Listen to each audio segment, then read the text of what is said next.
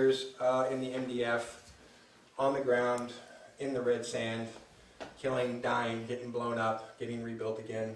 We have these really cool medically, holographic regenerating medical beds.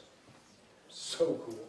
Right? They make every other medical technology you have ever heard of dark ages obsolete. Dark ages obsolete. Yeah, the holographic regenerating medical bed, major technology that we use because it just fixes everything.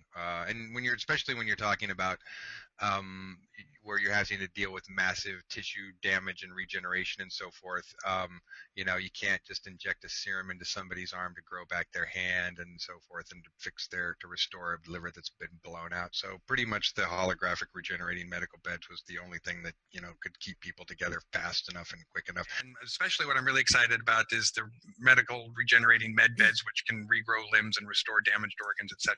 The holographic regenerating medical bed technology is probably one of the most amazing technologies I've ever seen or heard of, and certainly for me to be standing here with body parts that have been ripped apart and blown off so many times is miraculous, a miracle of science in and of itself, I would have to say.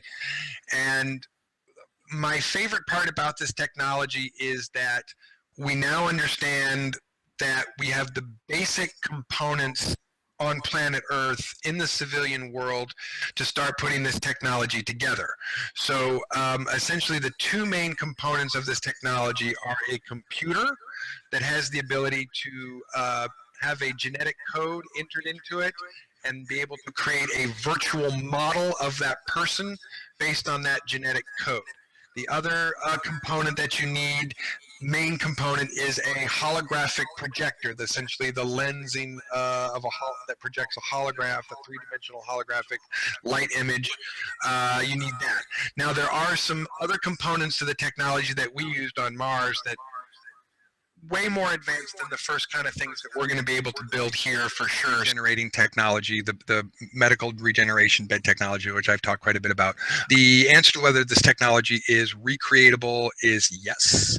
The answer further is it will take some time to refine the components of the technology to the resolution that we need to be able to do that.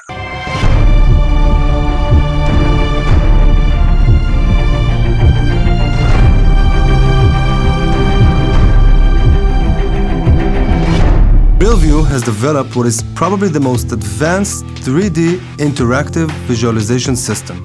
Our holographic system allows physicians to work with the patient's true 3D anatomy, appearing as precise volumetric holograms floating in midair. There is no eyewear, no 2D screen. We are presenting the real thing. I have some medical engineers. We're working on this problem. Okay, we're working on building a working model of one of these things. Okay, so we're working on this. This isn't just a thing that we got to experience. This turns out to be a thing that I know how to replicate.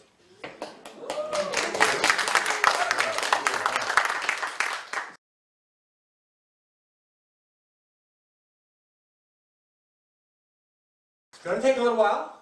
It's going to take a little fun. It's going to take a little money. You don't worry about that. I don't need your money for that. I've got that money coming from somewhere else. All right, but we're going to sort that out. Okay, so the main components that you need are computer software that you can put a DNA code and build a virtual model of, and the holographic lens projecting technology that you can project this image, essentially this three-dimensional image of this genetic code of this person out through the holographic projector. That's basically the rocket science behind this. We've overcome some of the greatest challenges in the field of digital holography.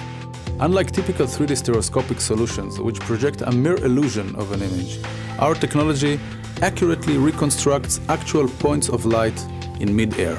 We provide a hyper-realistic user experience presenting high-quality, full-color, and real-time true holography. We've invented a concept that we call image intimacy, where we allow the users the full freedom to engage with a 3D image literally. In our system, the users can reach into the image, rotate it, move it, zoom it, or manipulate it in any way they see fit.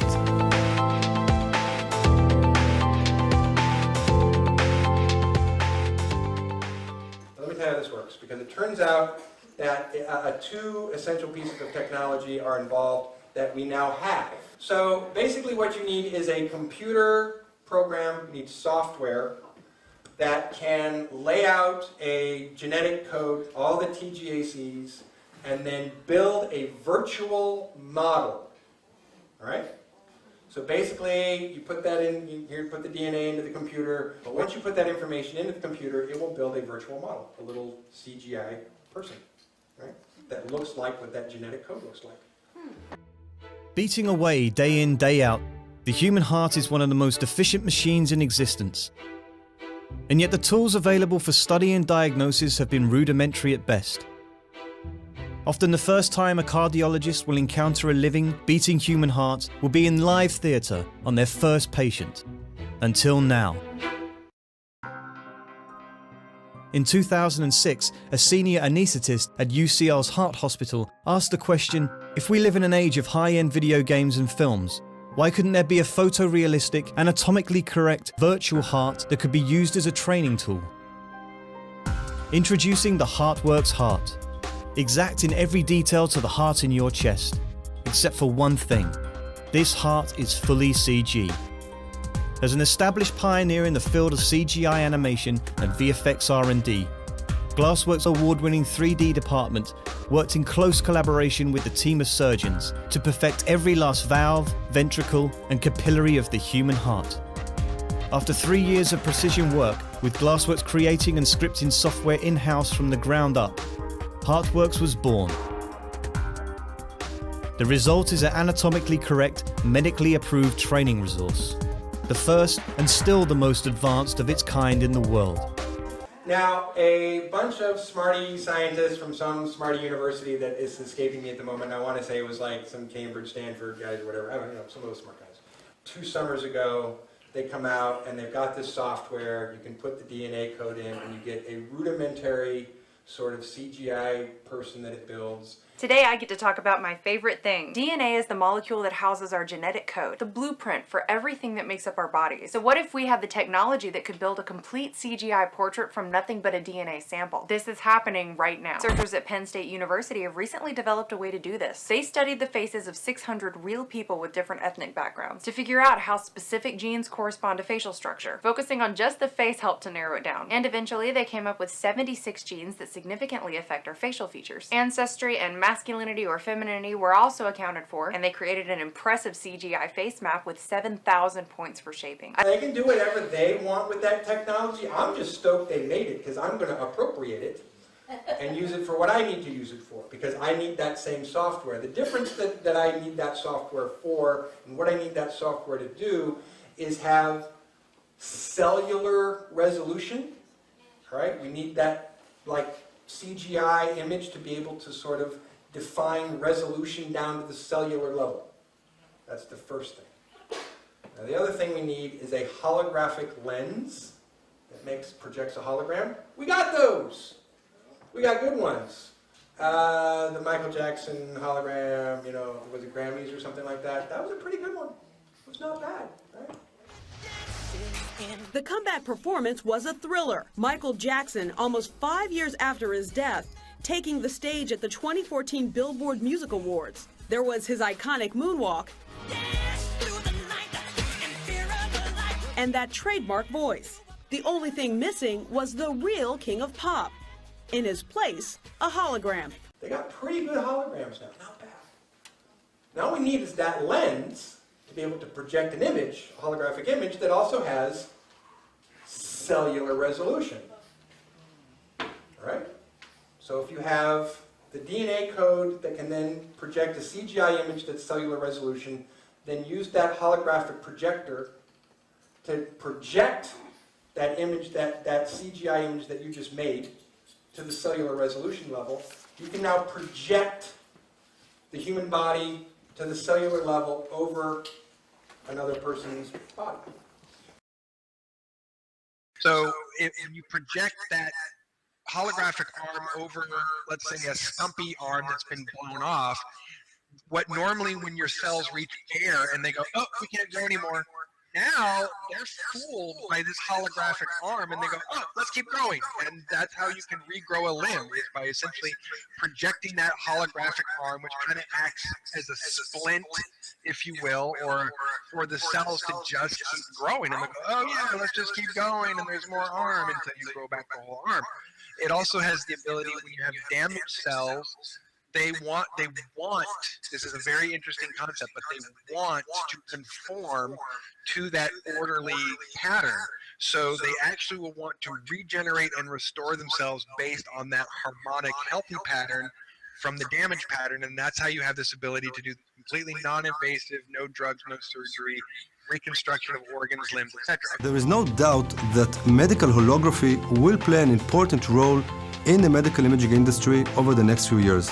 We are currently in the process of introducing this fascinating technology into the field of interventional cardiology. We are targeting our products to be used in the future for surgical pre-planning, medical robotics, and 3D fetal imaging, as well as for additional medical and non-medical applications. Okay, so the two pieces of technology, we have those now as a civilian population. We have the holographic projector, and just last summer, a science team at a couple different universities managed to put together, not necessarily for the purposes that we want, but it doesn't matter, they developed the technology anyway, developed the computer software that you put in the genetic code, and you get a very basic building model of what that person looks like or would look like. If the technology itself, that's what we needed. We needed that technology.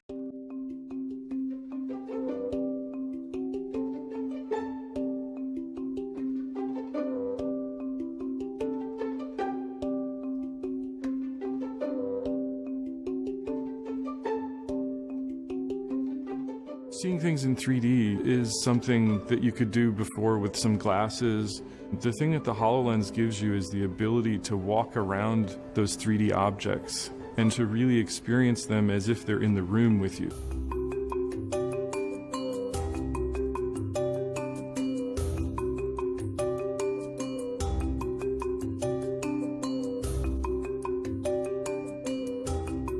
This is really changing what it means to be in class. I've looked at data sets like this for over 10 years, and I never fully understood their 3D structure until I saw them in HoloLens.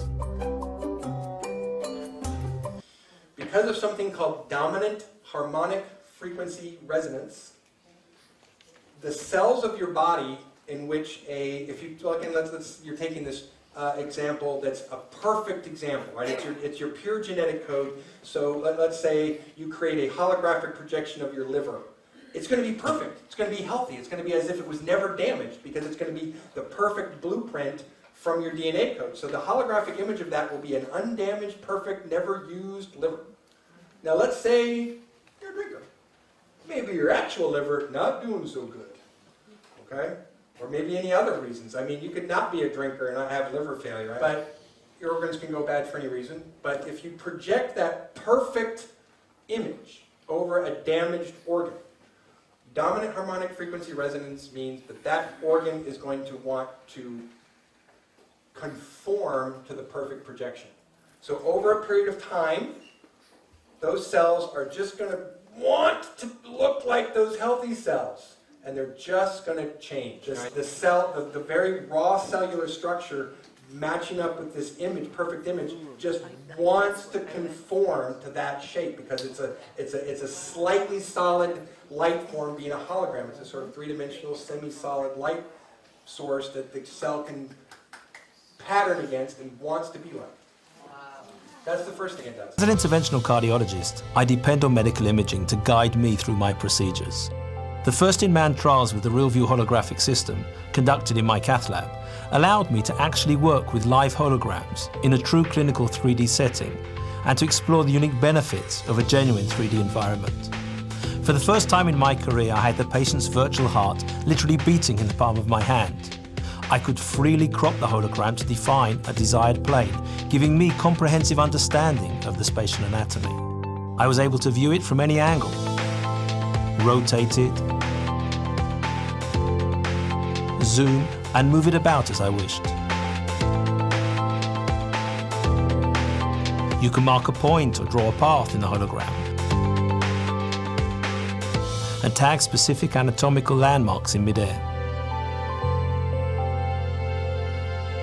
These capabilities can be extremely useful, for example for mitral and electrophysiology interventions, as well as for many other medical applications.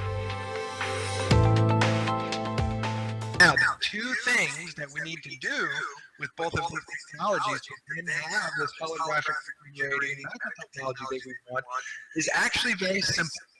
It is to increase the resolution of both of these technologies to the cellular level. So when we have the ability to take this software and tell that genetic code to print us out a virtual image of, just like, we don't have to get the whole body, let's just say we want a finger, but down to the cellular level of that finger.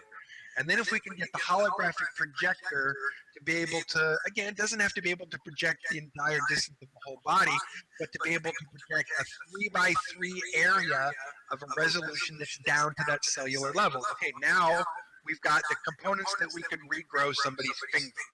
And that is the door into this technology, is that cellular resolution levels. Now you can regrow a finger. Now you can slowly regrow, the parts of someone's arm, because you can project the part of the arm that needs to be in front of the cell growth and allow the cell growth to slowly, match up to the holographic projection and be able to regrow limbs. A holographic dominant harmonic frequency sort of process where you project a perfect image. Say, my arm is damaged, it's been burnt, 3rd degree, and we project a perfect image of, my arm holographically down to the cellular level. Eventually this arm will just heal itself. It will just want to go, oh, those are the cells that we actually want to look like, and it'll fix itself. And if my arm gets blown off right here and I don't have a hand, normally when your cells reach the air, they go, oh, we can't grow anymore. Well, if you project a perfect image down to the cellular level of that hand of your arm, the cells hit the holographic projection and go, oh, we can keep growing. And it essentially fools the cells into just keep going and going all the way down to your fingertips until you've completely regrown the damaged limb. The second thing that it does is, let's say I get my arm blown off right at my elbow, which I have had a number of times, more than I can count, right? Just more times than I can count. More times than I can count, waking up going, oh, which part of me got blown off this time? I might be able to create a pair of holographic lungs for Mr. Neelix. Holographic lungs? If it's successful, we can precisely control his pulmonary functions to allow normal breathing. But a hologram is just a projection of light held in a magnetic containment field. There's no real matter involved.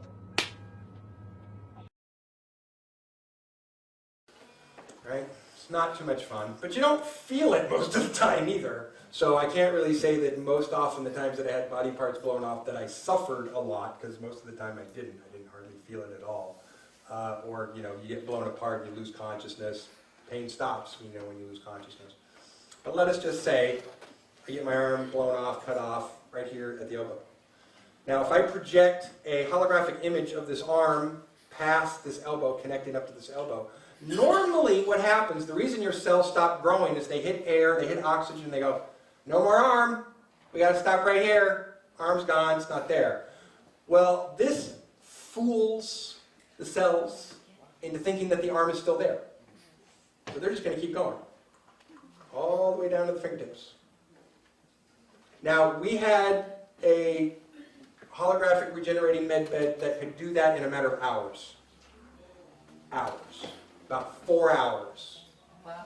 Right? Arm blown off at 10 a.m., you're cleared to go back to duty by dinner time. Okay? Yeah, no days off.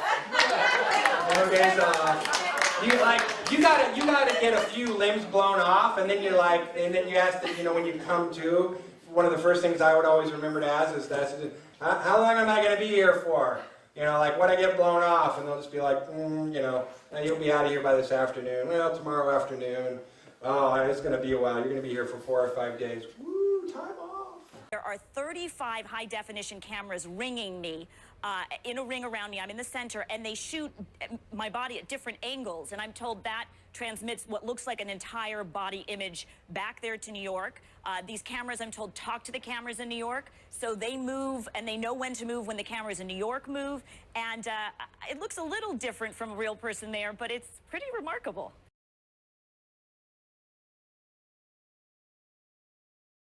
So it fools your arm, okay, and it will just keep going right down to the fingertips. Now, let's just say we get to build this technology right now. Being able to have the type of equipment like you see behind me in an operating room environment. So we've integrated the ability to do operations with the ability to do advanced imaging, X-rays, CAT scans, ultrasounds, and we think this gives patients the best opportunity to have advanced care with smaller incisions. One of the more amazing technologies that we're working on using in the Peter Monk Cardiac Center is medical-grade holograms. This system is currently under development in Israel and allows you to see an actual hologram of the patient's heart in real time. So what we envision doing is bringing a patient to the operating room who needs an artificial valve, for example. Patient goes onto the operating room table and gets a CT scan. And in real time, a hologram of the patient's heart appears above the patient. You can rotate this, you can look inside of it. So what we would do is, before the operation ever starts, open the hologram, look inside at where the valve is, and actually take different sizes of valves and put them inside the hologram to see if they fit. Once we decided on the correct valve to use, we'd then do the operation. With the patient still asleep, we would repeat the CAT scan and generate another hologram, this time showing where the valve sits inside the heart. So with this technology, rather than being able to look inside the heart by opening the chest and putting the patient on bypass, we don't open the patient's chest at all. And we can see every bit as well how well the valve fits inside the heart, if it's working properly, and if there's any adjustments that need to be made. These are the kind of advances that philanthropic support enable at the Peter Monk Cardiac Center.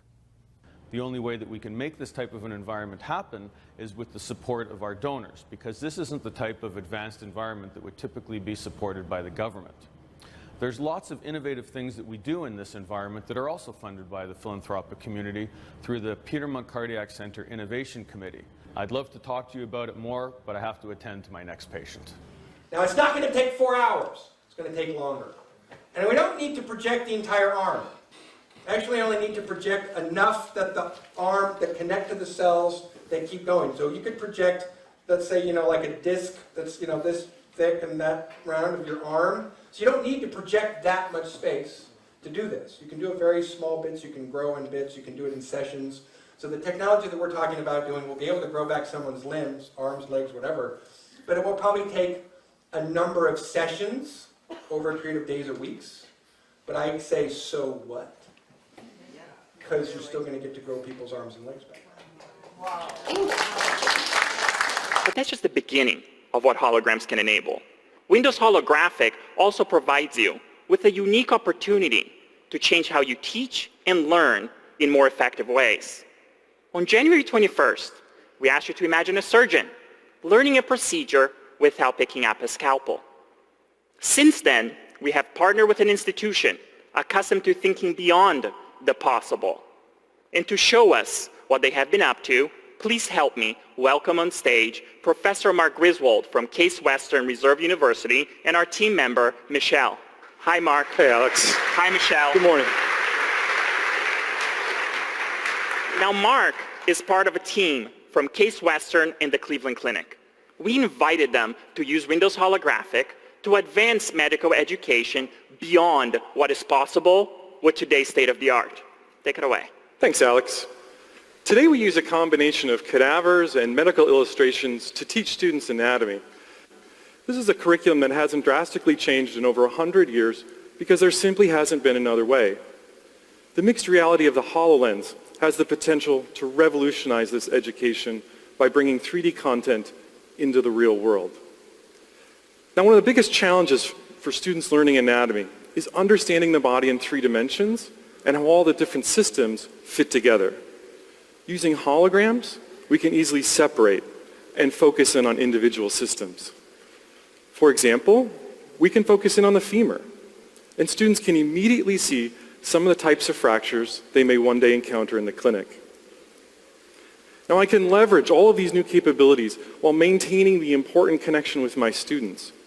When we're both wearing a HoloLens, I can see what they're looking at, what they're interacting with, I can assess their progress, and they can communicate with me and each other naturally. For example, I can see if Michelle has a question in class, or whether Gwen has a question while learning remotely. Now obviously, a cadaver doesn't move. This makes it difficult to see the way a living body actually works.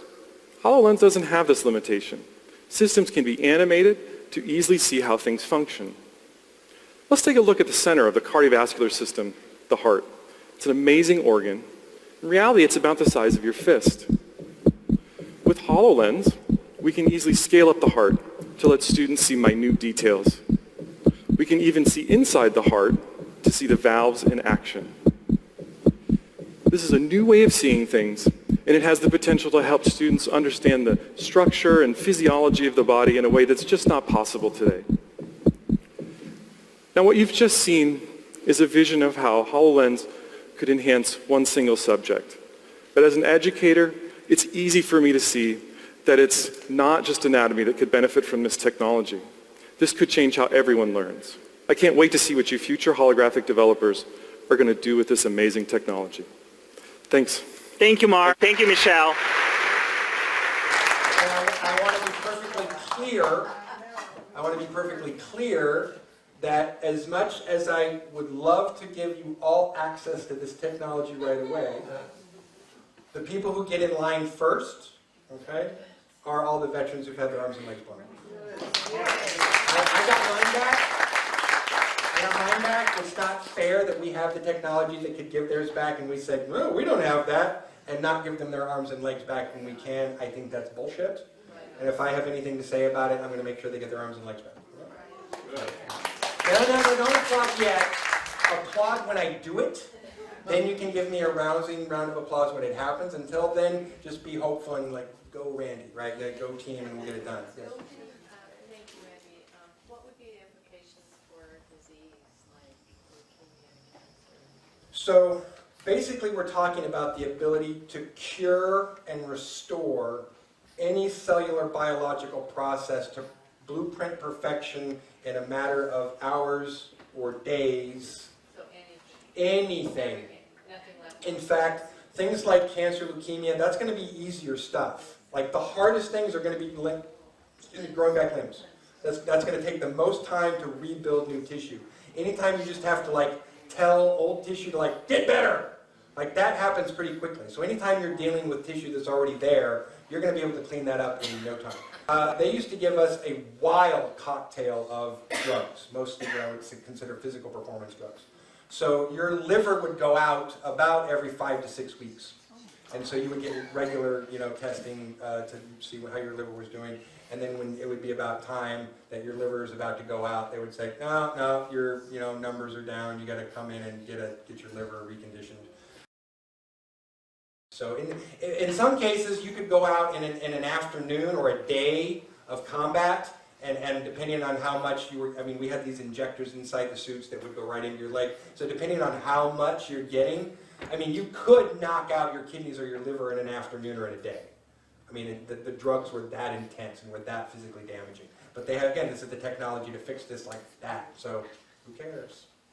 Sure, we're going to ruin your liver. It's a new one. You can restore damaged organs instead of little children who need organ transplants. We can just restore their organs to full functionality, and they could live, a full, healthy life like that. So this technology is the most exciting to me because we're this close. We're this close to being able to actually make it a reality.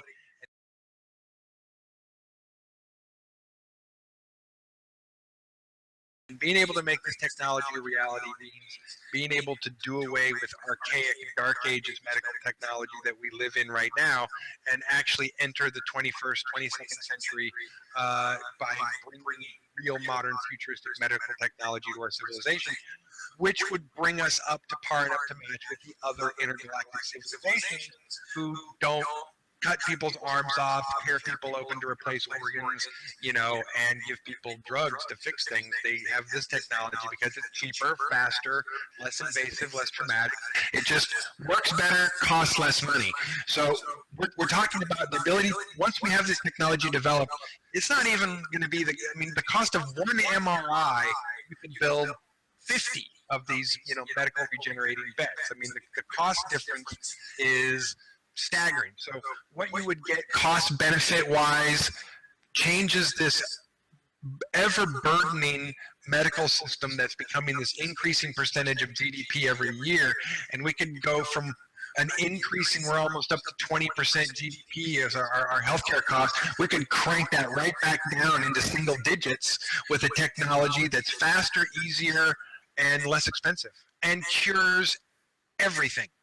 Everything, blindness, deafness, limbs that are damaged, limbs that are gone, organs that are damaged, neurological diseases, genetic disorders. It could absolutely fix and cure every single thing, even the things that our modern medical science can't affect or touch or do anything about right now, and it would be cheaper and more cost effective and faster.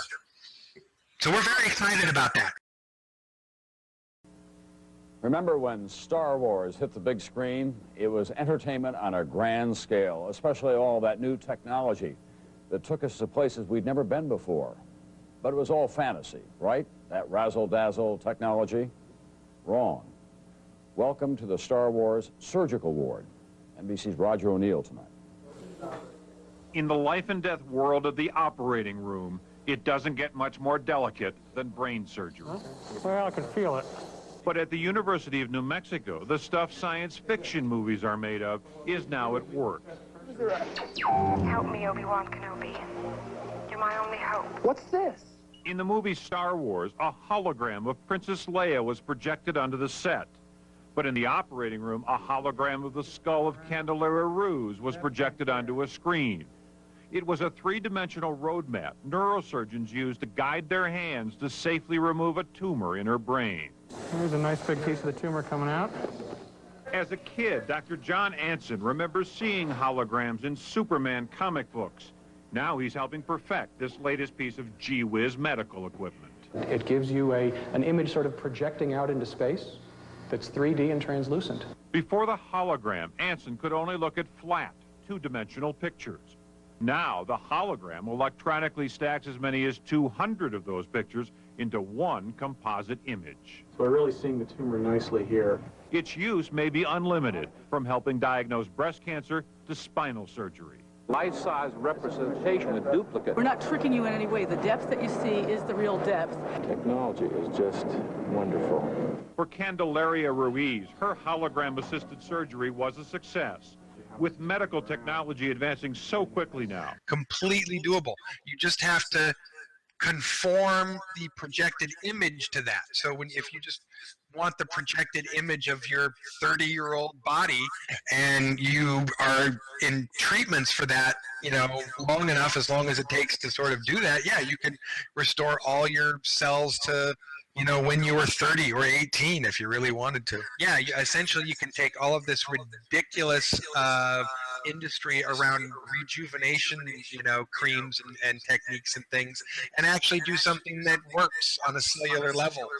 And so instead of, you know, convincing people that they need to buy more creams, you actually just have a technology that works. Yeah.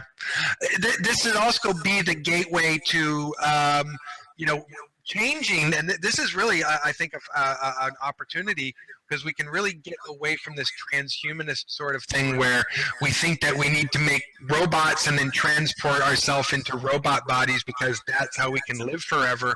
Well,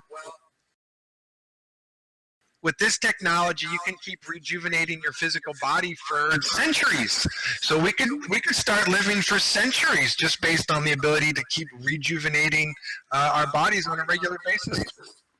So we don't need to go into robot bodies. We could use this holographic regenerating technology to just live for centuries. Hi, I'm from Setred, and we have a stand here where we're showing off our medical product. It's a holographic 3D display, and what that really means, it's very high resolution. We have lots of angular perspectives, up to 200. So it really is it's a digital hologram. And what we have here is a medical image. So this is a medical application on the left-hand side, where we can load the data, apply the colors, clipping, cut, do all the normal features you would do in a typical paint shop or whatever. Obviously coined at what a surgeon would do. And here you'll then have that visualization in full 3D without glasses. It's mostly a frequency sort of tool. However, in order for the tool to be used at its fastest acceleration, they do pump in some raw fluids and some raw aminos into the physical areas so your body can reconstruct faster. If they didn't do that, it would just take your body a lot longer to continue to rebuild and regrow those cells one at a time. So to accelerate that process, they do pump some extra fluids into it.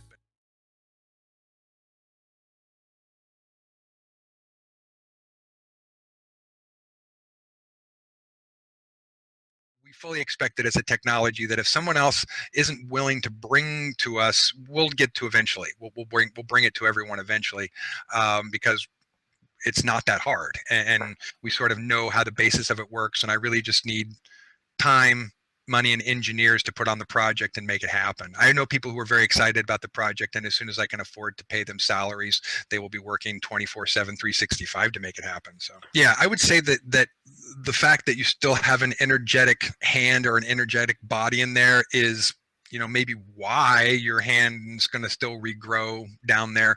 But we're basically just using an external crutch, if you will, or an external augmentation of that essentially takes over something. I mean, if you were enlightened enough to go, oh, my energy body is still there, I'm just going to regrow my arm, then you could. But if you're not quite there, then, it's a piece of technology that says, we got this, we'll do it.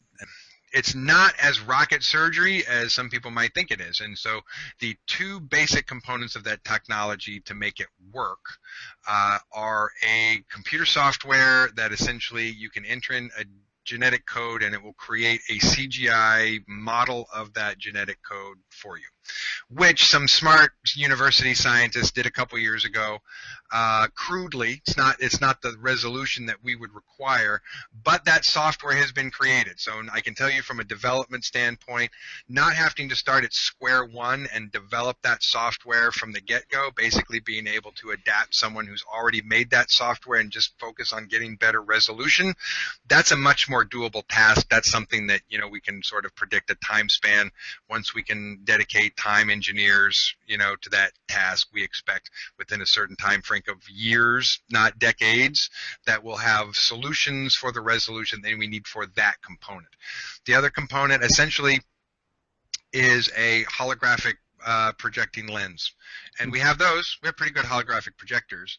What we don't have is something that can project to the resolution of cellular level. I'm going to tell you right now that 90% of any of the company, 99% of any company or engineers that tried to undertake that task without knowing a couple other secrets that you need to know about the configuration of that holographic lens, believe me, they are not going to be able to replicate the technology from just those two things. But once you understand the special properties about that lens that need to be special, and you can get the resolution that you need, and you have the computer program that gets you the resolution you need, then you're basically able to project a very, very small, high-resolution image and recode a very, very high-density area in a very small space, and so you're able to make very, very small, high-resolution adjustments about that size. So then you can start to rebuild, a finger, start to build, an arm slowly in a little spiral as comes around. So it's a very slow process at this point because you're working on very, very tiny parts of the body.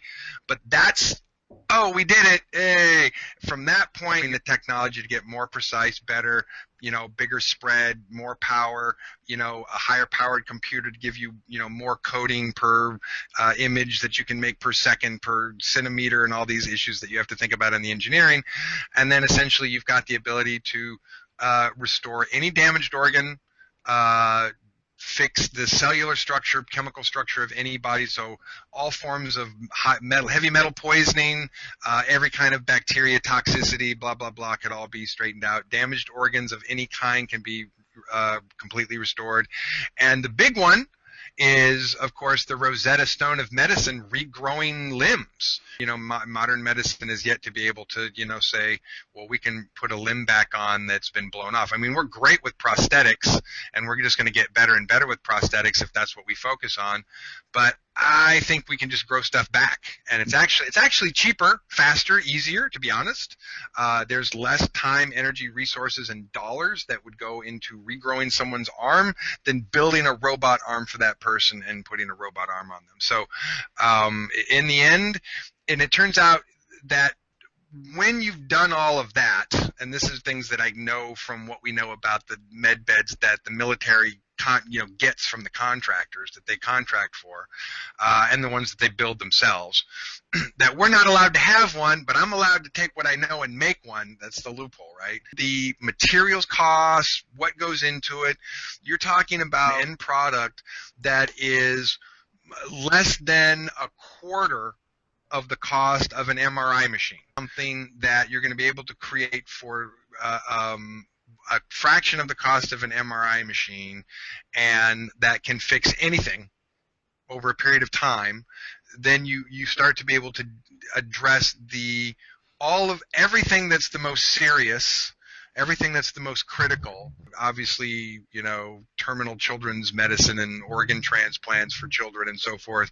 But eventually you get to a place where not only can you fix everything, but cellular regeneration for life extension is just not even complicated at that point. To properly illustrate its three-dimensional holographic technology, RealView Imaging has produced a video demonstrating what it says an observer would see in an operating theatre.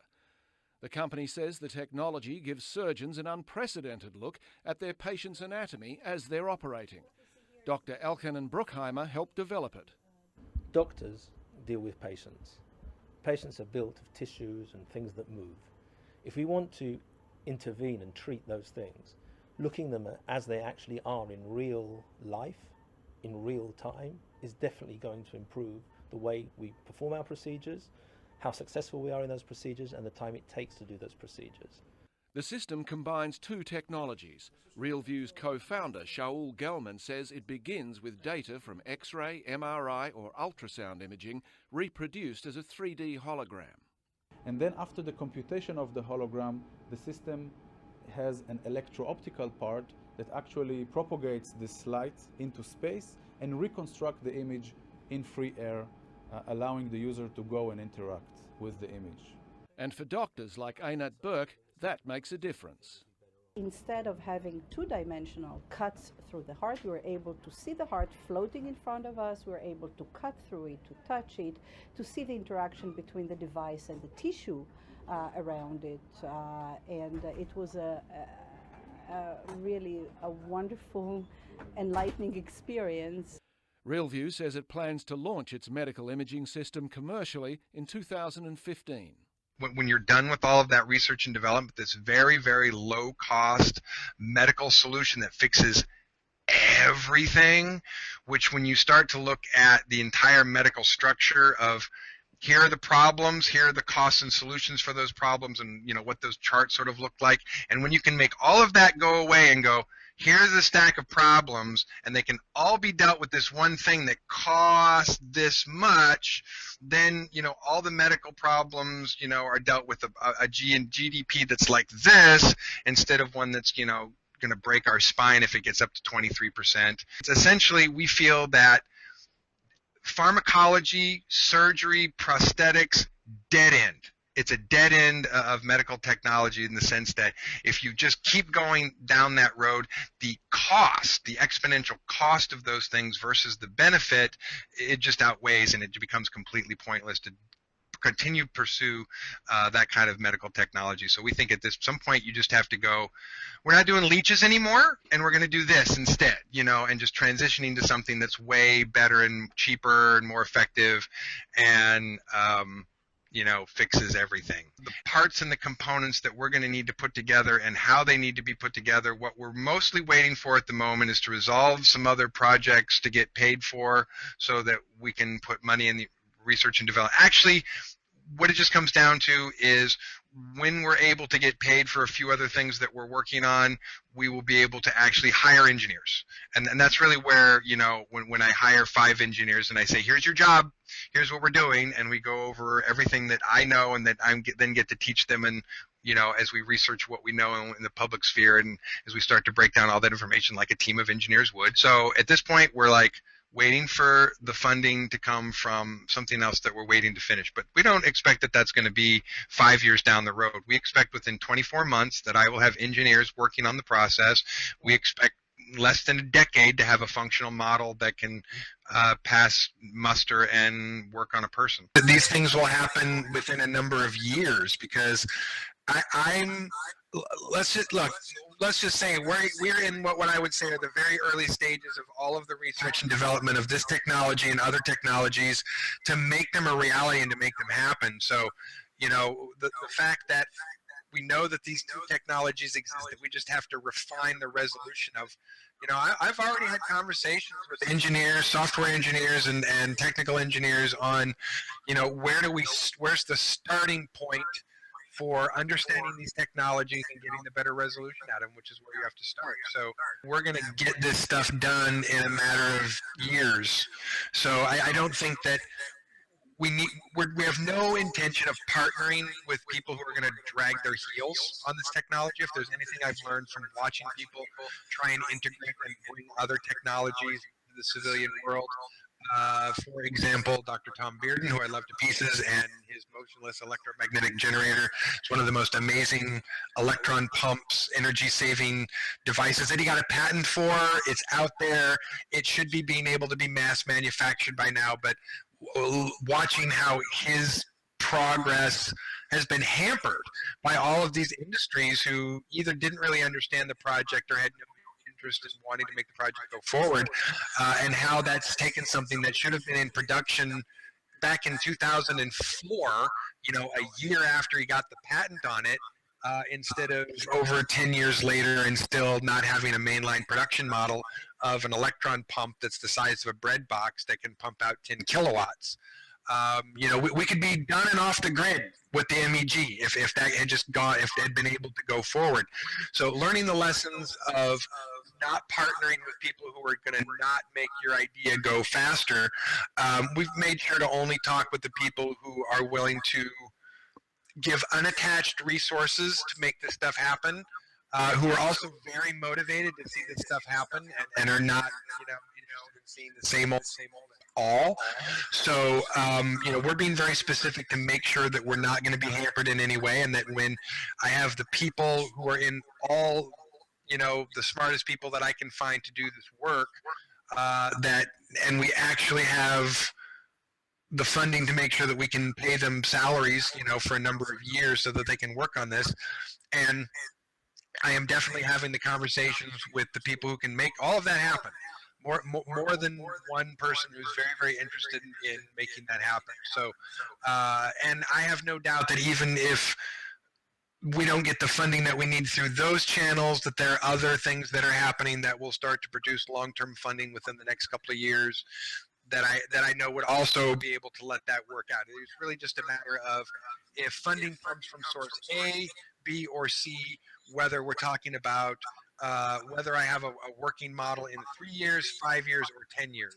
So it's just going to be a matter of where the money comes from the fastest.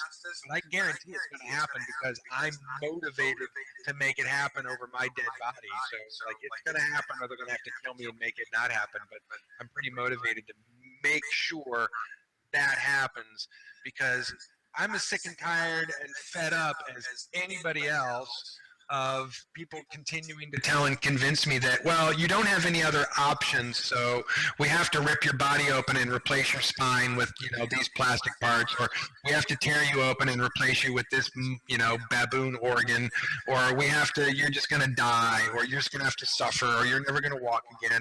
I'm as fed up as anybody as hearing Dark Ages answers to 21st century questions. We should have 21st century solutions to 21st century questions, not Dark Ages answers. So I'm incredibly, incredibly motivated to make that technology happen, because I think it's a game changer in every sense of the word, and could just be the difference between the old civilization and the new civilization.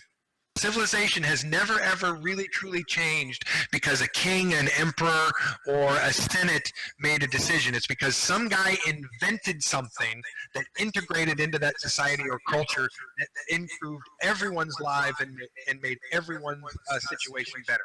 That's what moves civilization, are individual inventions and ideas, not kings, presidents, prime ministers, or senates. Make love, not war. When will the whole world start sharing global knowledge? The Earth's a big time.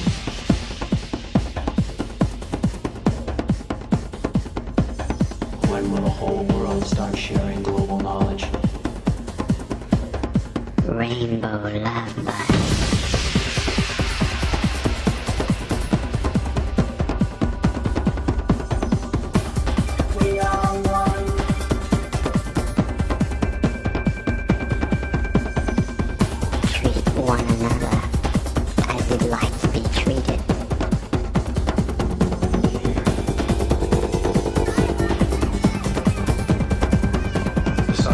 And everybody on the earth.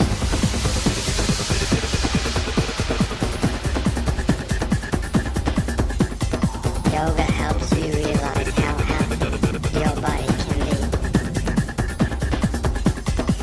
Yoga raises your level of energy. Earth's a big garden and we have to use the fibre of the hemp plant and start designing permaculture cities.